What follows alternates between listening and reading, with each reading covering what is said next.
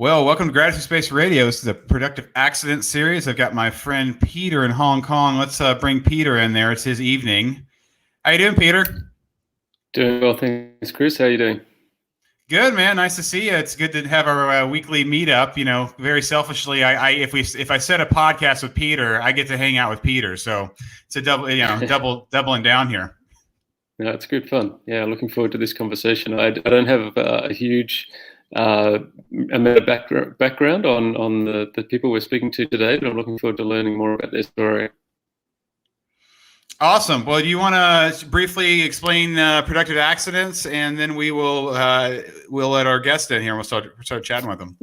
Yeah, I mean, absolutely. So the idea of productive accidents was discovered during business school when I was doing the Chicago program when I was living in Singapore. And we had a professor, Ron Burt, who'd gone back 100 years and sort of looked at how does innovation happen, was his main sort of body of work. And he ended up sort of classifying people into two different categories. So he went back and looked at people like Henry Ford, Steve Jobs, Bill Gates, everyone in between, try to work out what are the common ingredients that made them creative and innovative over time. And the two categories of people were people that sort of operated in a closed network, so that they might go to their office and they might hang around their cubicle. They'll know a few of their neighbors, but beyond that, they'll just know their department, their company, their industry. And fine, if your industry is in steady state, you just execute and optimize. But if you invite someone in a closed network to reinvent their industry, they're probably going to struggle because they don't kind of know what else is out there. So the alternative is to maintain an open network. And that's what today's conversation is about, building bridges between Kentucky in the US and Hong Kong, where I am now, and our friends in Amsterdam. And just, have this random conversation and keep talking until we find something that we all care about. And that will lead to new insights, potential collaboration and things like that. And so what I've sort of discovered, I guess, is this formula for putting yourself at risk of these productive actions, these conversations, is that it also has become an engine for adventure. And there's a whole bunch of case studies, and how we met Chris is one of those examples, and how we met Gino that we'll talk about as part of this program as well, and how he's been a great bridge to connect people because he's got a really open mind as well, and it's been amazing. So that's kind of the backdrop, and how we sort of connected is another story that maybe we can touch on later on, but maybe we can bring in the guests and kick it off. Yeah, sounds good. Thanks, Peter. Well, I've got Andy and Bambos, and they're in Amsterdam. How you doing, guys? Good. We were just talking about Bambos' sex life before you got on. Okay. Was it a short or long conversation? It was very short. Yes. Well, welcome, guys. Thanks for being here today. For the people who don't know you, you guys just mind telling us a little bit about yourselves individually and together? You go first. I'll follow. Why don't I introduce Bambos and Bambos can introduce me? I think that's better. Okay. Yeah, that sounds good. Bambos is a crazed idiot who doesn't know anything that's going on, and his life is a fucking mess. And he somehow has found solace with me. Wow, that was beautiful. Wow, says so much about Andy and how wonderful he is. Bambos, your turn. Andy is this self-acclaimed author, guru, and the way he lives his life really inspires me. Oh, God. And I kind of stalk Andy's life. Like I've listened to his audiobook 15 times, 15th time now. Wow. Mm-hmm. And in a way, when we say that you are who you surround yourself with, there's not many people I want to surround myself with. So I end up having this guy and a few other people as a virtual reality to impact my own state of being. How did you guys meet, and how long ago? 2014, I was starting my business as a photographer, and on that journey, I was dealing with violence, like internal conflict and kind of suppressing the anger in me. And it was coming out in very distorted ways. And at the same time, because I was starting a business, I was also not having a backup plan. So in a way, it was either I'm going to be successful or I'm going to end up on the streets. And that's where Andy came in. Yeah. And through his guidance, I ended up not being on the streets and being a full-time photographer in the Netherlands. Fantastic. So as I say that, I can really tap into gratitude, seeing that that's the underlying thing. So what he said in the beginning is not a far-fetched. I guess since I don't really see it that way, it's easy to joke about it. But if I really felt that way, I could never do it, of course, you know. Yeah. Where did you guys grow up? Are you from there or elsewhere? I'm from the US. And I'm from Cyprus. Which part of the US? San Fernando Valley. That was the start. I left when I was 20, so that's a long time away. But yeah, it started at 20. Yeah, I read a bit about your background, and I saw that was the link into Chris, which I think Gino had sort of suggested, this idea of writing letters. Maybe you want to talk a bit about that. I'm sort of curious to learn more.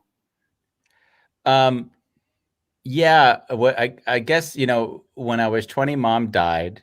I shut down emotionally, and I looked for escape in traveling and just getting away. And so at 50, I just arbitrarily decided to write the book that was going to be documenting the critical moments of my life and what I learned. And then I didn't expect for that book to do all that well, and it did well. So I thought, okay, when in life are you going to have something that kind of is a platform for someone else? Because I never really think of anything as the thing. It's always like, oh shit, now I'm like a kid in a sandbox. What can I do with this? So it was like, who cares about the book? But what can I use? Because if the book does well, that gives me opportunities to leverage it. And then I thought, okay, and I just took a shower one day, and I told my wife I'm going to travel the US for 3 months and just do 60 sessions. And there were numbers I threw out without even knowing any realistic. I didn't know anything. You know, I hadn't lived in the US. I didn't know how long it took to drive across the US. I mean, it was really just an arbitrary statement. And then I just created it by, you know, like drawing the line, seeing where were the solid locations I knew I could do a session, and writing to spiritual communities, writing to old folks' homes, writing to bookstores. And it was just like, and then it just materialized. And it was maybe a 4 to 6 month prep time before doing it. It wasn't like a big thought out plan. And then I just sat with 60 groups, and they wrote letters to loved ones. And I guess I knew that I was going to treat this time as something special. So what I did do is I made resolutions to myself that I would never step away from the emotions coming up. And I mean, like, never, like, not the arbitrary, subtle, like, if it was there, it's going to show, and I'm not going to let, no compromise, even if it's uncomfortable. So I was on the largest morning show in the Bay Area. And then the fucking asshole asked me, if you can write a letter to your mom and you knew she was going to die, what else would you have written? You know, like, and I'm like, oh, Jesus Christ, you know, like, and I had to pause because I wasn't going to respond auto. There was no auto response. It was like, I'm going to absorb everything that's said to me, and I'm going to come back with what I'm feeling in the deepest way. And then I just cried. And then I realized the hardest thing would have been to say, I'm going to miss you. Because in some ways, you know, I wrote her a letter that she got a few hours before she was killed. So I'd already written to her and said what I needed to say just by coincidence. But I never said, I'm going to miss you. And that was probably the hardest words. Even now, as I said, I can feel the pain come up, because that miss never ends. It changes, of course, but it never ends. So that would, that was the trip. Yeah. I just want to say, you know, I've read the book, and I did write a short review, so I feel like it'd be a nice place for me just to interject my thoughts real briefly, being that I did, you know. So if you don't mind, I said there is an amazing power and insight that is right within reach when we lose a loved one. So that's the title. It says, Andy doesn't hold back here. This man has traveled not only literally, but within himself. There is an amazing power and insight that is right within reach when we lose a loved one. Andy was fortunate to have written a letter to his mom right before she died. This action of reaching out and sharing his love and gratitude for her is what set him out on his journey. The journey spans many continents, cultures, ideas, thoughts, and decades. If you're looking to get inspired or find some actionable steps that will open your head as well as your heart, I recommend you check out this book. So I really, Stephen stepping into how we met and kind of this, these grateful connections that I was talking with, Bambos a little earlier. Like, I love that we're sitting here, right? I think this is awesome. I feel like I'm friends with all you guys, and Andy's been reading your books. Obviously, I know you better than Bambos, but we got to share time on y'all's podcast, so I got to know Bambos more. And I wanted to step back and thank the person that made this happen. I liked that dimensional gratitude, right? Like, we're sitting here. The only reason we're sitting here is because we all know one man, right? Which is so cool. Jesus Christ. There's Christ, and then there's the connector, Gino, you. Yeah, and say that. Yeah, Gino, you. I mean, Gino has brought on so many people onto our show. I forget who they are even in the meantime. There's so many of them. Yeah. How did you meet Gino? I know Gino. I think Gino came on his Evolving Caravan tour through Europe, and he ended up in Amsterdam, and everyone took some drug at a location so they could have some alternate reality experience. And I watched them all do that and said, "I'm very happy to be with you while you were doing this." And we just had contact ever since. Yeah. Yeah, I met Gino through the whole TEDx community here, which he curated effectively when TEDx Hong Kong. And then he invited me to MC their events and then to help prepare speakers. Oh, fantastic. And, now it's gotten to the stage where, over the last number of years, it's, often it's just this random message, on a Tuesday at 4 p.m. saying, "Hey, are you in town?" And I'm like, "Yeah." And he said, "Well, there's a dinner on tonight. It's at 7. You should be, there's a guy there you should meet," things like that. Yeah, and I'll just rearrange my schedule because it's become this reliable sort of gateway into cool people. And one of the times was pretty memorable. I don't know if you've come across a guy, Adrian Bellick, who's a filmmaker. Oh yeah, from, I know him. LA. I tried to get him on the show and he didn't respond. So yes, I do know him. I think it's a good idea. I want to get Adrian on here as well. And what was cool about it is, he'd couch surfed around the world for 300 days, for 3 years, I think it was, making a documentary about happiness.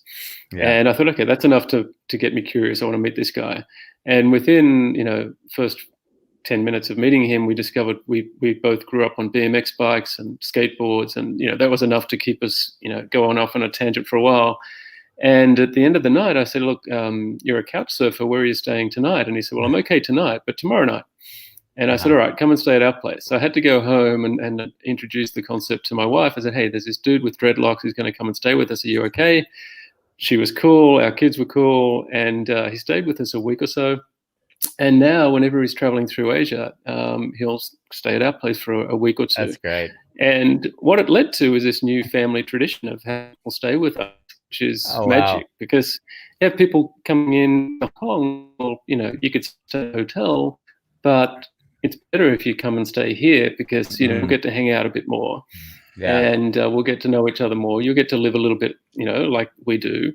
But the magic is when I'm not there and they get to, my children get to have these conversations with people that are doing amazing things. So in 1 month, we had Adrian, the documentary filmmaker from LA. We had a Maasai tribal dude from Tanzania that, was coming into town to do a talk about a school that we support down there that fights poverty through education. And we had a musician from Melbourne who was playing at the Clock and Flap music concert here. It's like a 3-day music festival. And there's probably 15 people that we've had stay with us over the years. And now it's going in reverse. Like about, I don't know, before things got shut down, I was in New York and I met a guy through LinkedIn.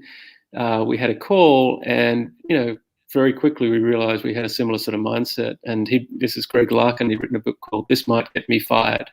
It's about how innovation in a corporate setting, you need to sort of push some boundaries. And I said, you know what, you should come out here and do a speaking tour. And by the way, just stay with us. And, I'll introduce you to a bunch of people that will be relevant to you.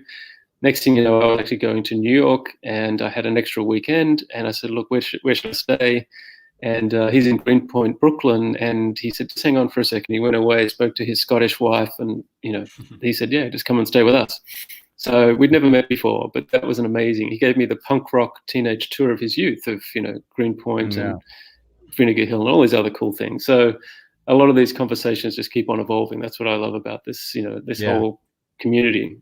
X was a great way to understand the startup community, which then turn into creative mornings and all these other things, Pecky Beautiful. Future and Fuck Up Nights and all those good things.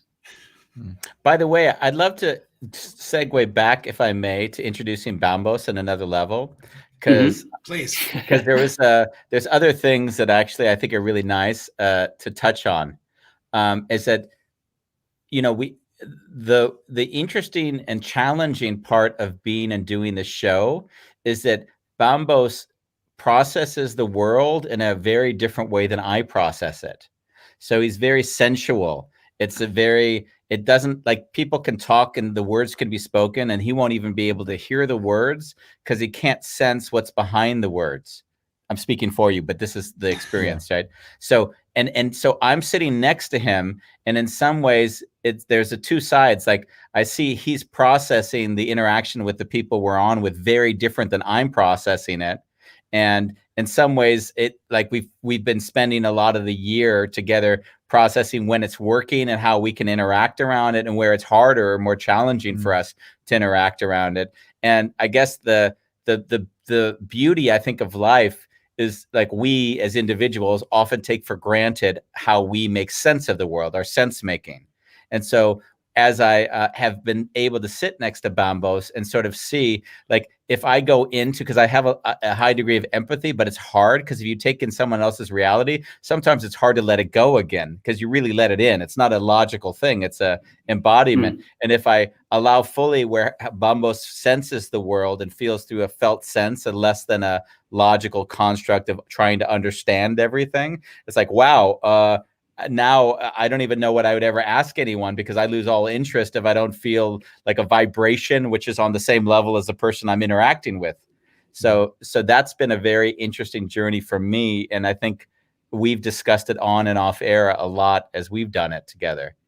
And if there's anything that I say to look towards Bambos as, is Bambos says, when he said earlier that he looks up to me as a model, that a lot of other people might say it and it might not mean as much to me, because I know Bambos smells bullshit really quickly.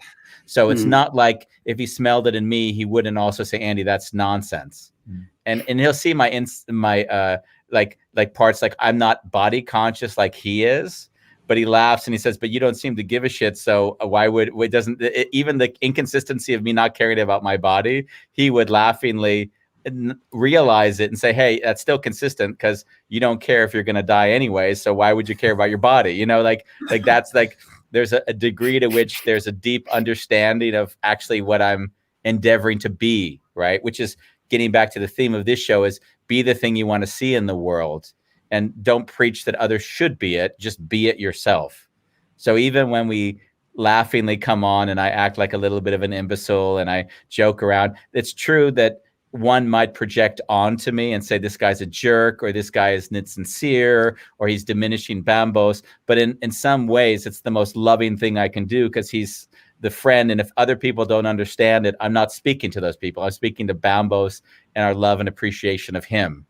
And so when people come into our world and just see a snippet, they may have no clue what's going on between us or on the show, not realizing that it's almost us talking and we're allowing other people to join us, as opposed to trying to do something. What is the theme for your show? Presence with anyone, you know, with anyone. And it just it doesn't, we don't want to have a specific person on the show. We want to have the woman that was raped at 25, the woman that was molested when she was a child by the neighbor, the guy who found a Rembrandt and made a killing, I don't know, there's 150 or some odd shows now. 163. And each one is totally different. And the idea is that it should not matter about being present with someone if you're just holding space for whatever can emerge. And the one thing Bambos, as I mentioned earlier, will if he's not feeling that the guest is connected and I'm asking more heady questions, he will often slide in and say, okay, guys, can we move it a little bit back to an area that maybe gets us more grounded? So in that way, we complement each other very well. Yeah. Okay. So, I mean, Chris, do you want to talk about your letter writing and how, you know, it resonated with Andy's story? Yeah, when getting back to how we met, Peter had me on a function, and he was hosting in Hong Kong with beautiful house. House of Beautiful Business. House of Beautiful Business. So, of and Berlin. Yeah, so he beautiful business, and he allowed me to come on to kind of share my gratitude story, which I shared on your all's podcast about writing, a letter to my mother on my birthday 4 months before she passed away, before her cancer came up. And after I got done speaking, Gino, and I believe he was even on a train because we were all in a Zoom call. He turned his mic on, and he said he appreciated it, and he's like, I gotta connect you with my friend Andy. He has a book called The Last Letter, and he wrote a letter to his mom before she passed away too. So you guys totally need to connect. And that was, so that was a little nugget he threw at me, right? I think maybe we sent a message on Facebook afterwards, but he just said that this guy's done some similar things to to what you're doing. It led him on a journey similar to what it sounds like you've done. You should totally check out this book. I think it'll resonate with you, and it did. And it was amazing to meet somebody that had, obviously we didn't have the same experience, but there's a lot of elements of our story that overlap. If it's, taking it, my journey, you left and for 30 years, traveled the world, and I, and I didn't share some on the podcast with you guys, but when I was sharing about when I went to Cuba and all that stuff, that was me going off the rails, escaping from this reality that was my own life, which I didn't hate my life, but I'm saying that was my, I got out and I was just like, I was addicted to it. I just wanted to be out there in the world. I didn't want to be back home. They're a little different, but very similar ideas, But Gino, going back to Gino, just he saw that and he connected us, and here we are. And I feel like I'm totally rambling, which you guys will catch me doing. I'd love to pivot this back to, Bambos shared how he met Andy, but Andy, when you met so what's the scenario of you actually, who introduced you to Bambos? How did that meeting? My mentor, who you would have read about in the book, was Case, and Case holds sessions, and Bambos entered one of those sessions sometime. And I think I met you just very briefly in one of those sessions. No. When did we meet? So here we go. I came to this building when they were rebuilding it. Yeah. And we met downstairs in the church room. Okay. Sitting at a table. And it was just a meeting with Casper. It was just really random. Oh, just a random meeting. That's okay. So that's how we met. Okay, cool. And then so obviously moving forward, whose idea was the podcast, and how was that birthed? It was your idea. Yeah. In general, we always talked. Like, okay. I would come, I'd have some confusion about something or some incapacity, and it would be like, hey, let's talk. And while he's talking, in order for me to sit with the words, I always used to record it so I can just relax into the conversation without having to hold on to things. And at some point it was like, hey, Andy, I think we should record these sessions because I find them very useful. And Andy was like, you find them useful, but I don't think other people find them useful. And in a way, I felt that Andy was this entity living in Amsterdam, hidden away from the world. And I'm like benefiting from all this love and wisdom. And it kind of felt a bit selfish. And I wanted to find a way to put him out there. But he would always joke like, why the hell would I want to put myself out there and invite energy that I don't need? Oh, wow. So how did you get him past that hurdle? Or Andy, how did he talk COVID. you? COVID. That's the same word was coming out of my word. So funny we timed it. Cheers. COVID. Cheers. It's a COVID. Cheers. Actually, that's a good segue into actually last year. I wrote a book that I've been thinking about writing for a while around productive accidents. But the thing that made it happen was a program that I did through Seth Godin. He has got these akimbo workshops, and I did the Alt MBA about 5 years ago because I just thought here's 100 interesting people. Something new will come out of that for sure. And I think when I did it, there were about 200 alumni. Now there's 4,000 or something, and they're all self-organizing. There's ones on how to be a better storyteller and how to be how to create a podcast and do these other things. And I was doing the one called the Creatives Workshop, where the whole idea is to have a 100-day streak in whatever you're trying to create. So if you're a poet, pick up your pen every day for 100 days. If you're a musician, pick up your guitar. In my case, pick up my laptop and just tap away and try to get this stuff down. And again, you met this amazing community of 300 or 400 people around the world, find shared interests and start collaborating and so on. And someone at one stage during one of the pieces of, I guess we responded to a prompt or something, mentioned Chris Schembra and his Pastor and Gratitude, Gratitude and Pastor, whichever way it is, program out of New York. And normally this guy hosts dinners in his apartment or in his courtyard in New York. And I was interested in gratitude for different reasons. We actually interviewed Mush Panjwani, another friend that was based in Hong Kong for a number of years, who's now in Pakistan. We had this conversation at the same time last week. And yeah, he got me interested in gratitude because as a way of just keeping perspective. And, you know, you're going through difficult things, you know, just a couple of phrases like, if you've got fresh running water in wherever you live, you're already better off than whatever 80% of the people on the planet, and things like that. So I found his mindset really helpful. And he also spoke about how he had reverse engineered a book. You know, he said, look, he wanted it to be 100 pages, wanted to finish it in 100 days or 100 weekends, whatever it was, which meant, you know, you just have to break it down into these bite-sized pieces and you can get it done. And that's kind of what happened. But, you know, meeting Chris Schembra, because it was because of COVID, he couldn't do physical dinners anymore. So he was doing these things via Zoom. And 7:47 p.m. or whatever was when he was the pastor in New York. I said, well, that's 7:47 a.m. in Hong Kong.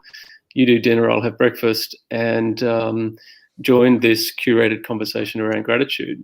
And a month later, he wrote to me. And actually, even people I met during that one call have turned into some collaborations. There was a fintech in San Francisco that I introduced to an NGO in New York, and they become a pilot for something they were doing. Anyway, a month later, Chris wrote and said, hey, we're going to do another series of these dinners. Here are 3 dates. You know, which one would you like to go to? And I said, well, you know, how about I go to all 3 and I'll bring a different friend each time. And another contact that I'd met through LinkedIn, another Chris Davis, is a Texan who lives in Taipei. I said, you should check this out. And he loved it so much that the following week he decided to host a walking tour of his neighborhood via Zoom or whatever. And I said, well, okay, you did that last week. I'll do it in Hong Kong this week. And these little things sort of kind of snowball. And during that walk, Chris Schembra said, hey, you should meet Chris Pelmore. He's also into gratitude. And here we are today, you know, fast forward. So all these little connections and conversations, I love how they compound over time. Yeah, just to speak into that, back to you said, Andy at Bambos about COVID, you know, he was saying, if, for example, if COVID hadn't hit, obviously Chris wouldn't have started doing that, and I would never know Peter. And then in turn, we would never be having this conversation. Those little things, those grateful little connections that only came out of people doing things online because they were, you know, they couldn't do it any other way. Just like my podcast, the way it is, my book being written last year, you know, all these, obviously there's benefits, and then there's, you know, I like to focus on the benefits. Chris, you listened to we did 2 podcasts on gratitude. One of them was with you, of course, and there was one before that I also sent you. I'm curious, how was that for you, if you listened to it? I really enjoyed it. I did listen to it. I didn't take notes. I'll tell you what, I started listening to in the morning during my, I was listening to you. I'm doing this like intense plank sessions. And as it got harder, I realized that music wasn't the idea. I needed like a voice in my ear. So I started, and that was about the time we did that. So I started listening to you guys chatting while I was doing my plank sessions in the morning. So I was starting with your all's voice in my ear, which normally I would just have peaceful music or droning music. I really enjoyed it. I did not take notes. It went back to, you know, I loved how Andy just pointed out, and I believe in that same podcast, you know, he said similar things to when we talked, where he was like, when I'm with somebody, I get in the mindset that this could be the last time I'm going to be with them. So that this, again, the embodiment of gratitude and perspective with an individual to be present for them, the gift that you're showing up to give and that you get to receive from it. I think that's a powerful thing. And I honestly, in a gratitude practice, because I'm working on, these layers, it's like there's reflexive gratitude, there's intentional gratitude. And then there's what Andy's talking about, which is the embodiment, like what's that word called? It's it's not intentional. At that point, it's part of who you are. I can't think of that word. I had the word for it. Embodied wouldn't be the word. Well, embodied probably would work, but that's not the word I was using when I was writing. But it's internal. There we go. Internal. You're working on like internal gratitude. Oh yeah. So it's like you're not reflexive. It's not intentional anymore because you completely internalized it. So in one of your internalization, in internal, obviously you have to build mechanisms to be internal. So like your mechanism in that situation is like when I'm with somebody, you're like, this is important. This is special. This will never happen again. Yeah. I may never see them again. I want to be here. And I think that's it's powerful. And even though I know you said a lot of other beautiful things in that podcast, and I did really enjoy the whole thing. That was what that's what stood out to me. And I think it's awesome. It's beautiful. Yeah, I think that idea of empathy, I got introduced to that in a different way during the Alt MBA, where one of Seth's exercises was to take something you believe in, let's say it's climate change or, it doesn't matter what it is, something that you believe passionately about, and to take the opposite view and research that and write an article, a convincing article from that perspective. And it literally rewires your brain in some ways, right? I mean, writing does in general, but taking that opposite view. And I was sort of reflecting on, the whole Brexit thing was happening and 2016 elections. And I was going, you know what?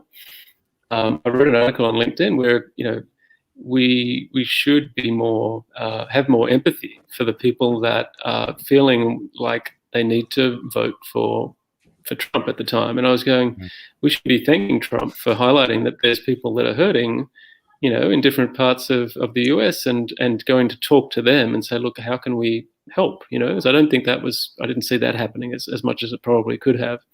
Anyway, but similar thing with Brexit potentially, right? Why are you upset with what's happened and how would you make it better rather than just have this big reaction? Yeah. Anyway. Yes, speaking back to Andy in your second book, because I wanted to definitely talk more about that because I have read it. So I'm just saying I really enjoyed. I wanted to share my review on that too. I wanted to get back into that because again, I want to share your books with people. So I'm going to read my short review of your second book and just speak a little to that because you did share earlier, but I wanted to talk a little more about it. So.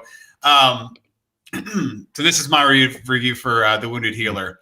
The Wounded Healer shared a mantra and an understanding of how to relieve tension in my life. Because Andy shares so many stories of interacting with others, it allowed me to have an open and meaningful conversation with my dad about my mother's passing. Many moments got me in this book, especially this one. I'm going to turn 50 and I've never gotten over my mother's death, and it's okay.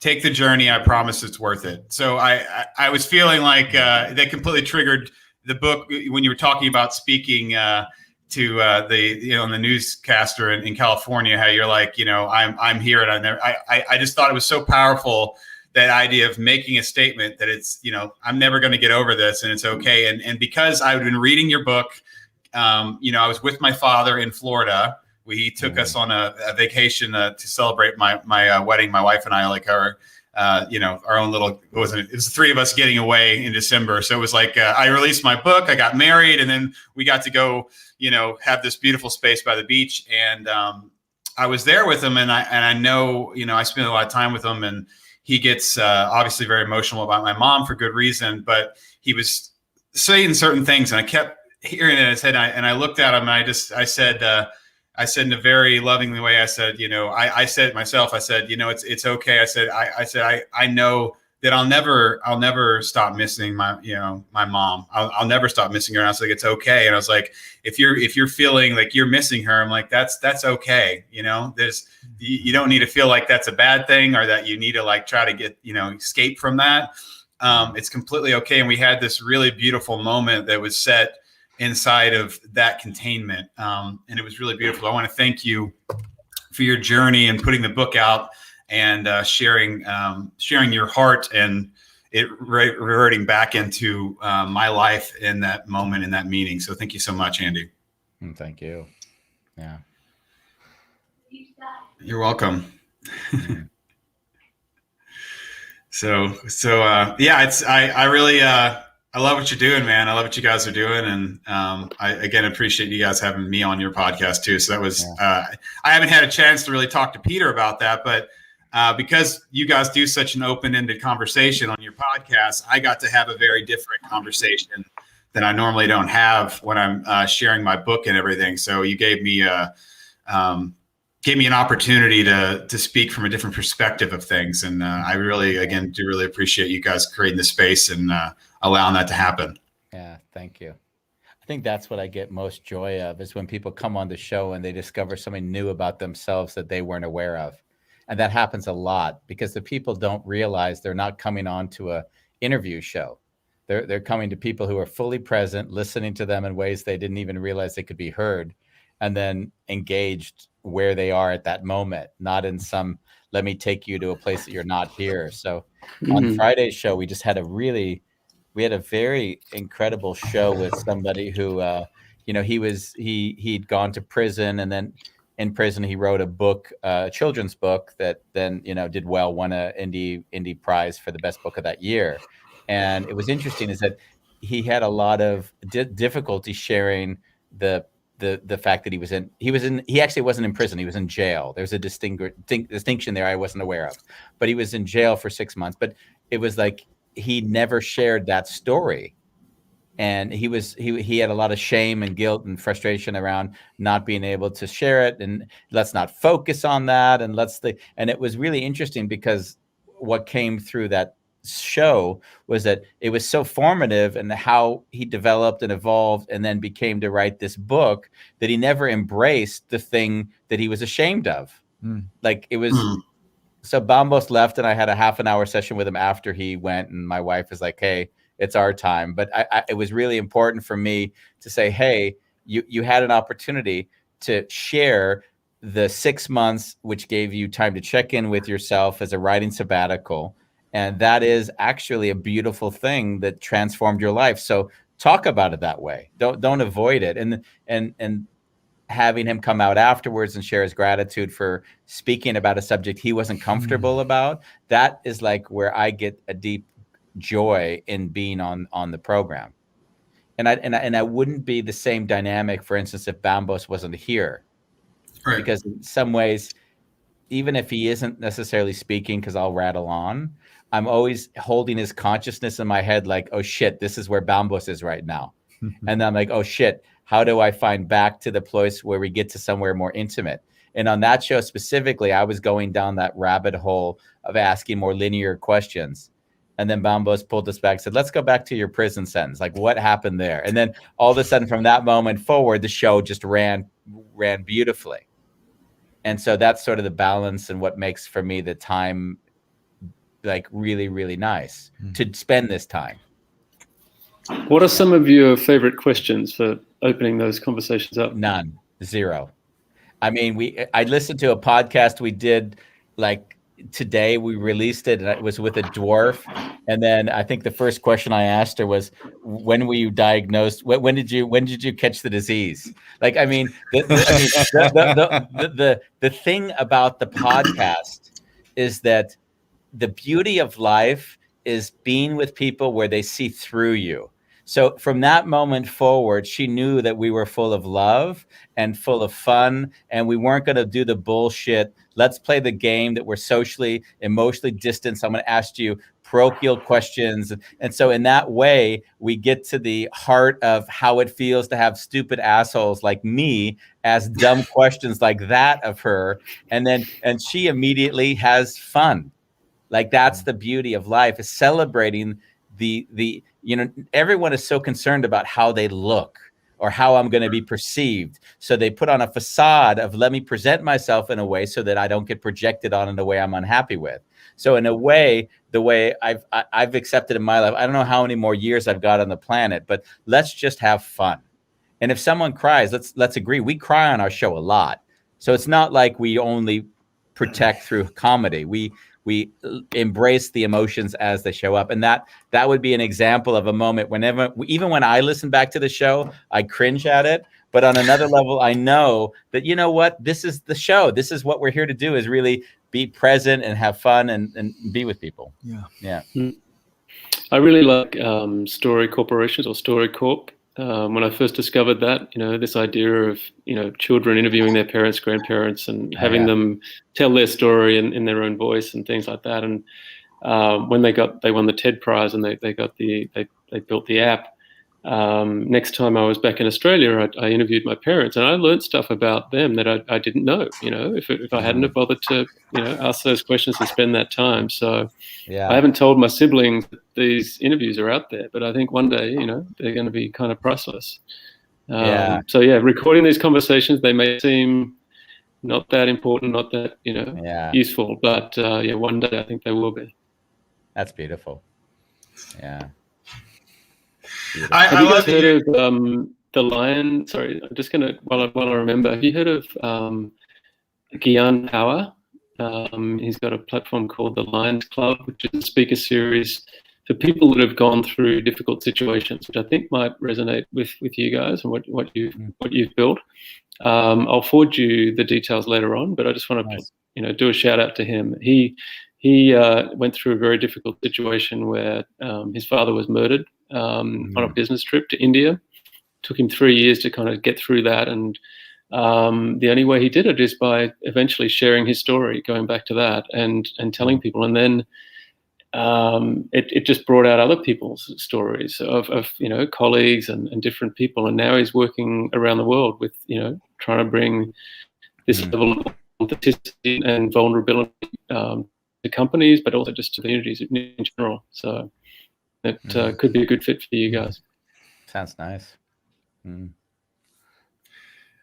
Going. I have a couple podcasting questions. Being that you guys seem like you guys have it so together, and I wanted to thank Andy for mentioning.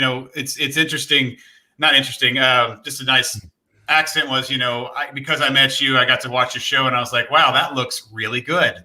It's like, not only obviously you guys are good, but I'm like, it looks good, right? The production value. Like, and I remember I wrote Andy. I was like, are you using Zoom? I'm like, what are you doing? Because I know through Zoom, to do what he wants to do, it costs about $400 or $500 a month, which is absolutely ridiculous. Yeah, because you have to buy 10 accounts to be able to take their logo off and put a logo on it.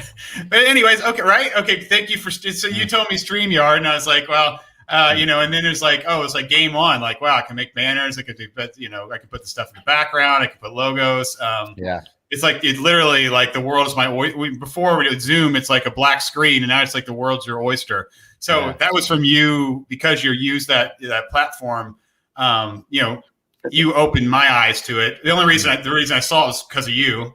So thank you for sharing that. And then I was curious when you guys. That's what I love. I love how just through our WhatsApp chats where we're sort of organizing these ad hoc conversations. Just hey, switch from Zoom to StreamYard, and within 5 minutes, he's got a mocked up banner and all these other things. And what's great about Chris writing his book is that I was able to invite people, like my eldest daughter was able to write a letter, and various other friends. And it's a great shortcut to being a published author, which will encourage them to hopefully write even more. And so the next book, Dear 2020, has been another great platform to introduce people to what's possible. So self-publishing, and whether it's podcasts, books, and other things, has been a great discovery last year as well.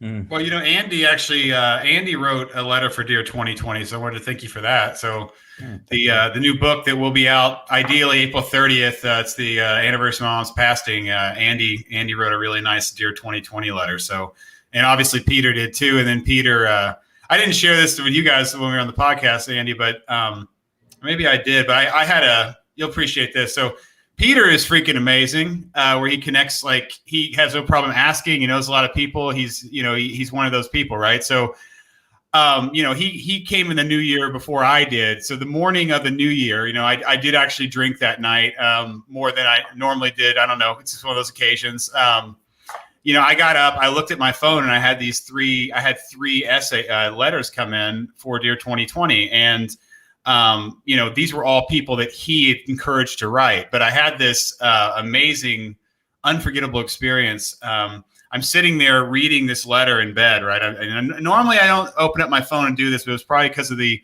hangover feeling, or you know what I mean. I wasn't feeling as fresh, so I read this. I read a letter. It was really great. I read this. And I read the second letter, and it had such an effect on me that I basically opened up. It's like, as my brother and I are holding my mom's brittle hand in this song, like he's painting this picture, right? Like. You can I just felt it, right? And I got done with this letter, which was a letter in gratitude through tragedy. I was sitting there, and I was crying, but I was trying to be quiet. I was crying, right? But I wasn't weeping. So there was no vocal, but my body was moving. And my wife literally woke up and was like, "Are you okay?" And that was specifically because so that the amazing thing is, like, Peter reaches out, says, Chris is saying, write a letter to Dear 2020, write a letter to Dear 2020, looking for the gratitude or looking for perspective and what it taught you. And then I had this experience New Year's Day of laying in bed crying and waking up my wife with my body shaking. Beautiful. It's so powerful if we can encourage people to think and write. What we get back just by putting that out. And Peter, like, I think maybe almost a third of the letters in the second book are directly thanks to Peter. You know what I mean? And like you said, he had his daughter and several friends in the first book. So just love you, man. You're so awesome. I mean, just that pass on. It's just so powerful, because these things are going to be written and people are going to be able to read them and create, just creating that space, right? That's what it comes down to. You're creating a space to allow people to share how they're feeling. Yeah. And when we can do that, like you do it on the podcast, or we do it here, or it's in a book, like it's we all know that when we create that space, we really get the most out of it. You know what I mean? Anyway, you know what I mean? It's so again, I appreciate you writing for the book, Dear 2020, obviously Peter writing for it, and just the encouragement and creating a space for people to share these ideas and feelings about 2020, about perspective and being grateful. So I just wanted to share that with you. I thought you'd appreciate that, being a writer and understanding how that. Yeah, no. Listen, that is. I told you on my show that like I spend a lot of time when someone puts themselves out in the world or takes an effort to do something, and I see they don't get a lot of support. Like, I'll take time to write a review or to read enough to sort of get a sense, just because I see what they're doing and what they're trying to achieve. And there's a love of just supporting it. And I know how much it means, because I know how much it meant to me. So it was interesting. Last year, there's a woman, her daughter died in a car accident, and she did a book of her daughter's poetry. And I saw her publish, and it didn't get a lot of traction or support. So I immediately, I think I got the book, I wrote a review, I posted on so I did a few things. And it's interesting. It takes such little time to do that. And it means so much from the other that I don't understand people living in their own bubble of, like, not understanding this woman's daughter died. She puts together a book of her poetry and the things that mean something. And for her, who cares if the book is a piece of shit? Like, who cares? Like, it's a loving act. And, like, if you understand what it means to her, that should be enough then to just take the effort and time and energy to give her that support. And it's funny, those are the things that I'll do that regularly. And I don't discuss it. I mean, now is the discussion now, but I think God, you and I felt, in a weird way, it was kind of paying forward as well from your support towards me, right? We knew very little of nothing of one another. You got both books, you read them, you shared quotes along the way when you were reading them, and shared your insights that were coming on. And I thought, that for me is, you do something, the thing you do. I had a dinner last night with someone, and they were explaining to me how incredible it is that I had these 2 books. And I said, I could give a shit. Like, who cares? It's done. It's over. Like the creativity is what's interesting. When it's done, it's just, who cares? And she said, yeah, but, and I said, yeah, the beauty is when it touches an individual in a level that you see that it meant something to them, and you can't decide that. It's a piece of art. You put it on the wall. Someone likes it or they don't like it. You don't decide for them what they resonate. And the one thing I learned about writing is I always thought they were good writers. And then I forgot, no, there's just writers that several people resonate with. And if enough people resonate with them, we call them a good writer. The writing could be crap, but it doesn't really matter. It's just enough people resonate with that person's writing and their voice. So the more authentic that voice is, obviously, the more likely it is that someone or a group of people will resonate, because on a human level, we're all so similar. Yeah. So I love that.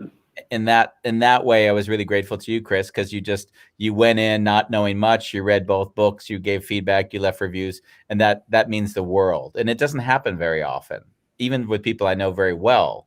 So thank you for that. Yeah, you're welcome. And I didn't mention thank you for writing or getting my book and review, giving me a nice review too. So I'm up to 14 right now, guys. So it's nice. It's panhandling. I got 50. Yeah. I crossed 50 yesterday. It was like, wow, I got 50. That's like a milestone moment, you know. And I love what you said about, I felt the same way about writing my book. I felt I had no attachment to what it was going to do in the world, because I wasn't doing it for that, and I wasn't going to let, and I wasn't setting myself to be let down. With me, it was like, I'm doing this book, I'm creating this artwork, like you said, and as soon as it's, getting it done is what my job is inside the creative process. Obviously, I want people to read it, but if they don't, it's completely cool, like you said. But the cool thing is people are reading it, and then because the mindset's that way, when stuff happens, you really appreciate it. Yeah. And it's like a treat opposed to a given. Oh, of course it's going to happen. No, not of course it's going to happen. Yeah. You don't know your book's going to be in another country, or somebody's going to send it to somebody and they're going to resonate with them. I mean, but when that happens, it's like it's a freaking treat, right? Those are the stories we want to hear. Those are the stories we want to share. It's like. And I know even we were speaking with Peter. His first book came out of a tragedy too. Would you like to share a little bit about that, Peter? Yeah, no, it's all connected to this gratitude idea. So I was reading a whole bunch of stuff around the time I'd gone to this General Assembly presentation where I learned about the power of gratitude, and I was on a flight and I was carrying a notebook. And you know how often you have a notebook, like just trying to connect the dots, right? Making lists of things. And, people like Austin Kleon and Derek Sivers and Seth Godin, they're always like, put your work out there, just ship it, show it, all that good stuff. And I'm like, I'm not going to do a blog about business or economics or anything like that. That wouldn't be super exciting, but maybe I could do a series of gratitude posts. And I just read Outliers, I think, from Malcolm Gladwell, 10,000 Hours. And I thought, what if I could do 10,000 thank yous? And you do one a day. It's actually a 27.4 year sort of project. So, I'm not doing one a day. So it's going to take even longer. But I'm assuming we're going to live to 120. So if you, put that as our end point potentially, and I started with my wife and, then our kids and then my parents, and similar to you guys, right? It was like writing letters that they probably wouldn't otherwise get to see, because I had this discipline to go through. And then eventually I realized, well, I'm going to have to recognize my siblings and then my wife's siblings. And that's where it got kind of quite difficult. I like that you say, I eventually have to. That's the best part of that sentence. Yeah. Well, this is where it got kind of real, because I'm from a pretty big family. I'm the youngest of 6. My wife's the eldest of 7. And I was going, well, I'm going to have to recognize these guys within the first 100, I think. That feels right. Beyond that just feels like that's a bit rude. But number 100 out of 10,000 was really tough. That's the one I deferred, delayed, didn't know how to do it. And the backstory that Chris is referring to is my youngest sister-in-law, when she finished high school, she took a gap year. She'd gotten into film school. She went fruit picking in a remote part of Australia to sort of earn some money and then do some travel. and it was coming up to a public holiday and was meant to visit family in Sydney, and never showed up. And that's 18 years ago. So that was 2002. She's never been found. So something bad happened, never been solved, never, been found. And then, years later, here it is. I've got to come up with a way of acknowledging her.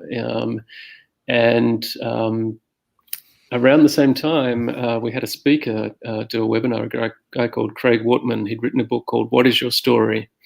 And I bought it on the way to work on Kindle. I read the introduction, and 3 sentences changed the way I think about everything in terms of stories. And they were, stories are your most valuable asset. They're more important than facts. If you don't write them down, they didn't happen. And I think it was that Christmas or something like that. We were back in Australia. I was staying in a room, and it had some schoolwork of Neve, my younger sister-in-law. And she'd done the highest level of English, where she'd written a short story. It was only 2 pages long, but it was like watching a film, reading this short story. She developed the characters and the plot.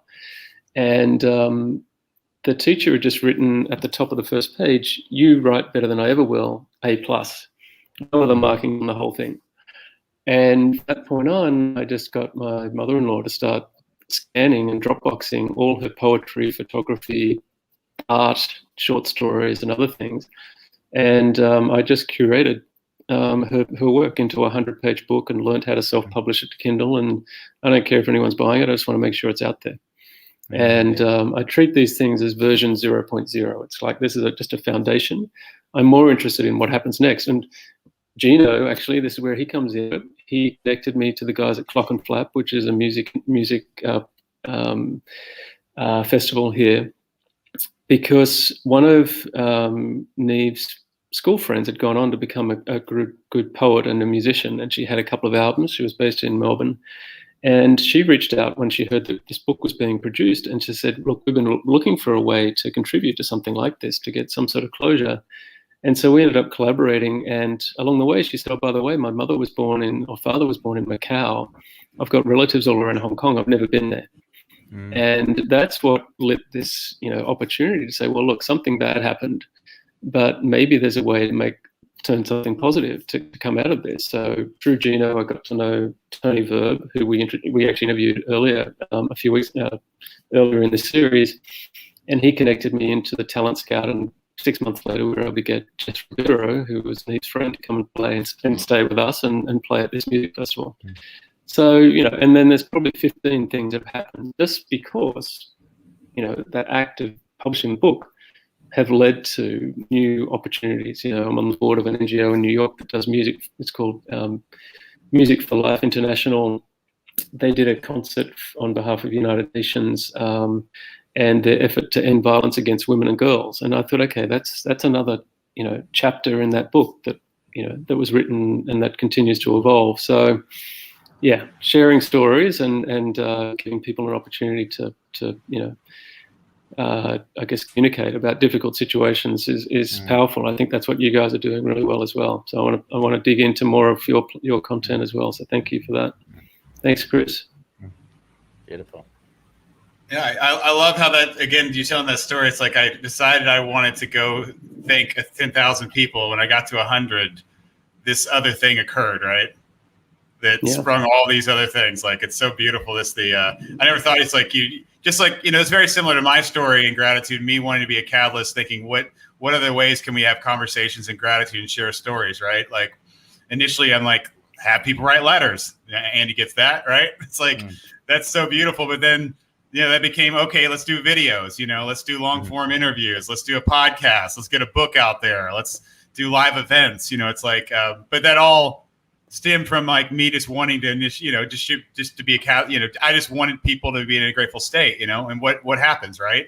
This happens. Yeah. That happens. I just love being experimental, and the fact that, zero preparation, Chris has set up this series, and we're up to whatever episode 9, and these conversations are going to continue to evolve. And one of the things we're playing around with, is to bring 2 guests back, and to continue these conversations. So we could get Gino in here, or, and what's create this sort of chain of conversations that continue to evolve. Yeah, so it'd be like get Gino and Andy, because now that he's connected, then we have our own stories now, and we could sit around and talk about those. I want to hear more from Bambos. He's a little bit too quiet for my liking. Maybe Bambos. Yeah, Bambos, you're getting the last 3 to 5 minutes here, man. And go, right, Andy? You like that? What do you want to know? What should we do with the rest of our lives?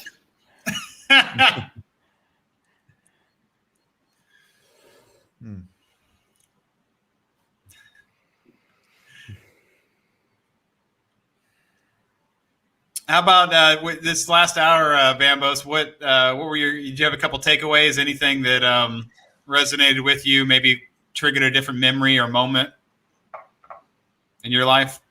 I actually felt triggered by Peter Williams a little bit. And as I was feeling triggered, I was sitting and breathing and trying to tune into him as a person. And I'm talking about Peter, but so I'll talk to Peter. I experienced several times that there was so much talking that I couldn't stay with you. And in fact, that was my responsibility also, because in a way I always want to control and like, I want to know you as a person, not so much the things that you've done, but where you are in the moment. And I kind of surrender to my helplessness in not needing to do that. But since you're asking me, I sat down feeling my trigger. And in a way, I'm grateful, because these are the moments which challenge me to show myself also and be present with it. Yeah, I was hoping you were going to say that. I kind of got the sense of that as well. I was reading your body language, and I'm going, yeah, this conversation is not the way I would normally have a conversation. I would like to learn your stories. That's my favorite question. Just tell me your story, because that's where you start to see, shared interests and mindsets and things like that. This one, it feels a little bit forced, which like, okay, we don't know enough about each other, and maybe we don't have the time. I would rather speak to each person one-on-one is typically the way I'd operate, with 100 people, but I'd rather just talk to one person and get to know them properly.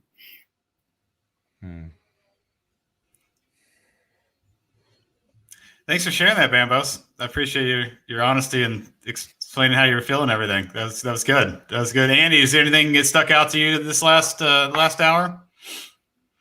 Anything that was resonating? I mean, it was just, I ran to this interview.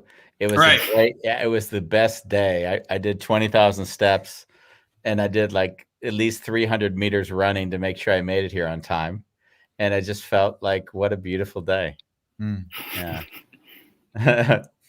Awesome. Yeah. Well, thanks. This has been great, guys. I really appreciate y'all hanging out with us. It's my morning. I know it's your afternoon, but it's a great way to start the day. And love what you guys are doing. I really appreciate it. And thank you for coming on the podcast and giving your time and energy and sharing some wonderful things.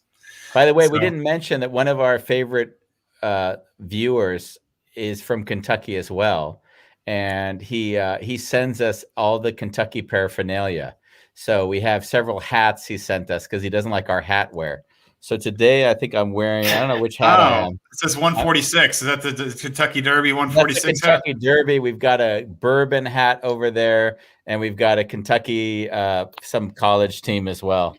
Specifically, he didn't like my hats. He did. but Andy ends up wearing them. Because I've got this forehead that really shines horribly with the lights in the room. So I have to put a hat on now.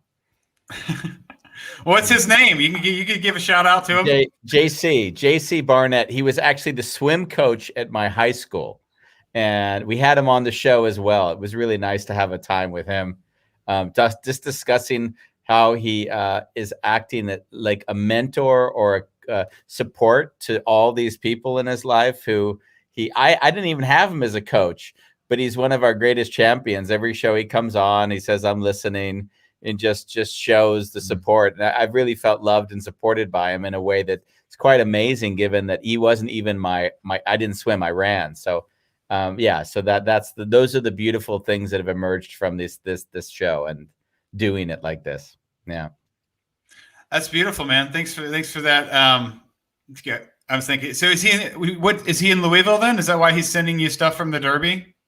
No, I don't think so. I think he just went to the store and said, "Give me some stuff from Kentucky." Okay. So you know, and I put this hat on, and one of the guests said, "Now you look like Steven Spielberg." So every time I put it on, I feel like I'm going to be like doing a film.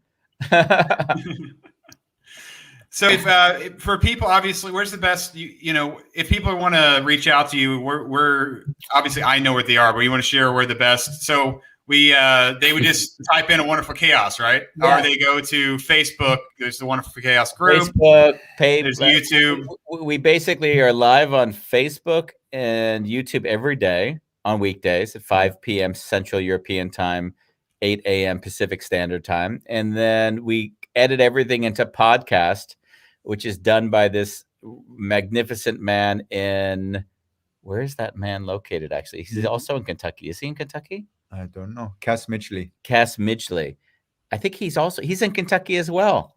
And Cass, he had a podcast called Everyone's Agnostic, and basically bashing religion. And his podcast has done well over like 500,000, close to like 1 million downloads. So there's a big community of people that like bashing on religion, and somehow he's got he got that, and he stopped it. And then I was on his podcast. For some reason, I don't know how I got on, but he then and then after he'd done, I said, "Hey, would you be open to editing ours?" And he's really been just like I think part of the joy of doing this show is I only surround myself with people I love. So in a way, Cass is just like a friend. He does it for, money that actually he's giving it away on a lot of levels, but he learns so much that he just shares after every show everything he learned and what he's grateful for in the show. So we've got a very loving and supportive relationship, and also the kind of support that's like, if he moves on in his life, I'm not holding him to this. Like, I want him to do what works for him. But at this very moment, he's grateful, he's learning, and he's sharing the kind of the journey with us. And that's kind of how we've done this. Is very much, it's always coming from a place of grounded joy and gratitude. There's nothing forced in what we do. I think if it ever turned to that, we'd end the show immediately. There just wouldn't be any interest anymore. Yeah. That's wonderful. I'm glad I got to discuss a little more of the backstory of what's going. The other people that are involved. We don't see when we just see the two of you. I know you had other people, and I even saw on your Facebook page, your pinned post actually was you guys from last August in front of a green screen saying we're on these platforms, and you had that guy's name at the end. You thanked him. Yeah. So I saw that today, and I was thinking that's really cool. You have to think to yourself, what happened with him was, I said, I want to do the podcast, and we'll figure out how much you're going to work, and we'll arrange it so that it works for both of us. And then the next thing I know, he comes back to me and he makes a song for the show. I didn't ask him to do it. I didn't say, so he just says, hey, if we're doing this right. So it was like this loving. And so I'm in a bar with my wife, and I said, Cass just sent me something. So I pressed the button, and I've got food in my mouth, and I spit it out over the table because it was so great and so random. And so, I mean, it was like he put lyrics in, because, there's lyrics. It's a real song, and He's got 4 different voices. I didn't even know they were his voice because they're so different. And I just loved it. I just, still to today, the lyrics, I mean, we sing it all the time. Yeah. I walk downstairs, the first thing my wife is doing, she's singing this song. It's a wonderful chaos. Where is the song? Is it on Spotify or something? Yeah. If you listen to any of our shows, it's the first song that comes on. And it's all one person. You won't know, but it's all his voice that he's layered over in different ways.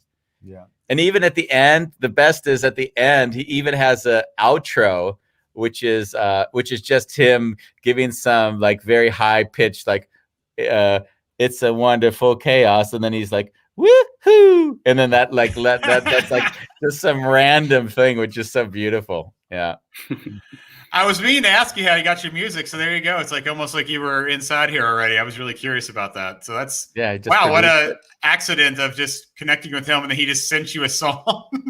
Just made it up. I mean, we had one, you know, it's always weird. You buy a song because you go to one of these websites, you figure out how to quickly create an intro. You know, I created it in 5 minutes and it just was created. It wasn't like, you know, you said high production value. Like high production value for us is what takes no less than 5 minutes to do, or no more than 5 minutes to, because there's no way I have that time or energy. It still looks professional. And it still looks professional. Like that's sort of the boundary. But he took the music that was in that little segment that I got purchased from some weird internet site. And then he said, and he turned that segment into the whole song just because he liked the rhythm of it. So he actually, I didn't even send him the song. So I got scared because I'm like, I don't have the rights to use this song, you know. So then I'm backtracking. It took me a half a day to see and figure out where that song came from, and then I found it and bought the rights to it. So I knew that I'm not going to get like a, you know, some bill that's for a few $100,000 for using some song that wasn't we didn't have the rights to.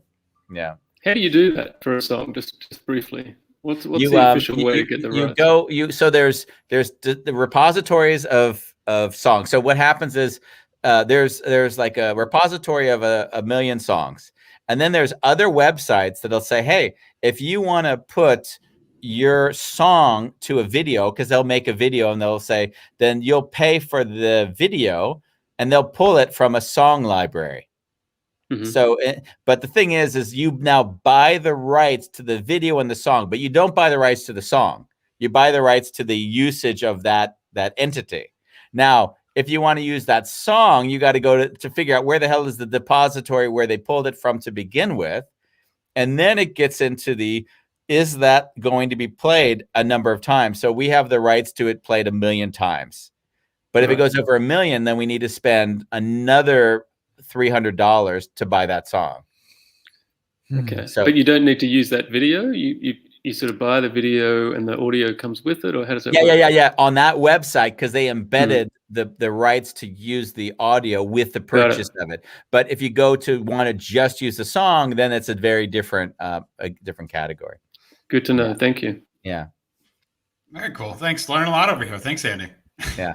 Well, it's what you learn when you know, I have 2 brothers that are lawyers. So all of a sudden I'm like, what's my liability? Because, you know, the show is not anything we're making money with. So I'm like, God, what's when this show starts costing me? I mean, it's costing time, which is obviously money as well. But it's like, what if I have some stupid person who's only looking to sue so that they can leverage that? I'm like, I don't need that headache.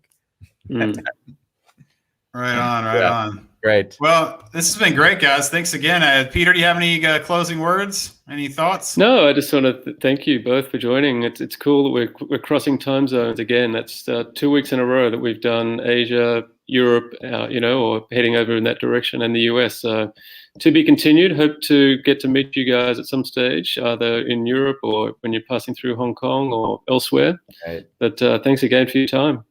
Thank you, guys. Have a good one. Thanks, guys. I'm Chris, the Andy and Bambos. Just reminding you guys to stay grateful, and we are